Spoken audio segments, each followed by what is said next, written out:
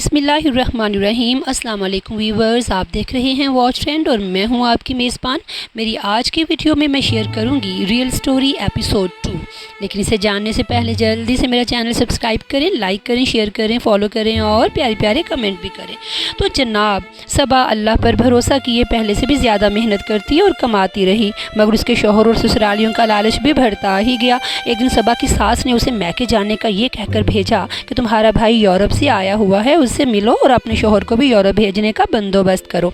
सबा अपने शौहर के साथ मैके गई और लंबे अरसे के बाद भाई से मिलकर बहुत खुश हुई। उसे हालात व वाक़यात से आगाह किया, जिस पर सबा के भाई और शौहर के दरमियान शदीद झगड़ा हो गया और बात हाथापाई तक आ पहुंची। नतीजा ये कि सबा का शौहर उसे अकेले मैके में छोड़ कर चला गया। कई माह गुजर जाने के बाद भी वो उसे ना लेने आया और ना ही कोई राब्ता किया, और अगर कभी सबा फ़ोन करती तो हमेशा उसके ससुराल यही फ़ोन उठाते और उसे तलाक की धमकियाँ देते। चारों नचार सबा ने खुद ही ससुराल जाने का फ़ैसला किया, और जैसे ही वो ससुराल पहुंची तो उसका शौहर उसे देखते ही घर से गायब हो गया। 3 दिन क़याम के दौरान ना तो वो वापस आया और ना ही ससुराल वालों ने कोई ताउन किया।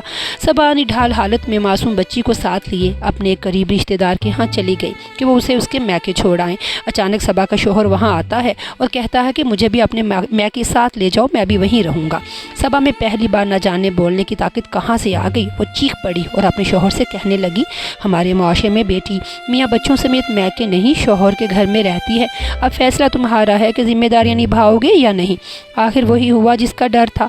सबा बच्ची को साथ मैके लेके आ गई, जहाँ उसके भाई ने बाई कोर्ट उसकी खुला दायर कर दी और सबा उम्र भर के लिए बच्ची की जिम्मेदारी उठाने के लिए तनहा रहने पर मजबूर कर दी गई। जनाब, ये कहानी यहीं ख़त्म नहीं होती। इसके आगे क्या हुआ ये जानने के लिए इन टच रहिए मेरे चैनल से और देखिए रियल स्टोरी एपिसोड 3। फिर मिलते हैं। अल्लाह हाफिज़।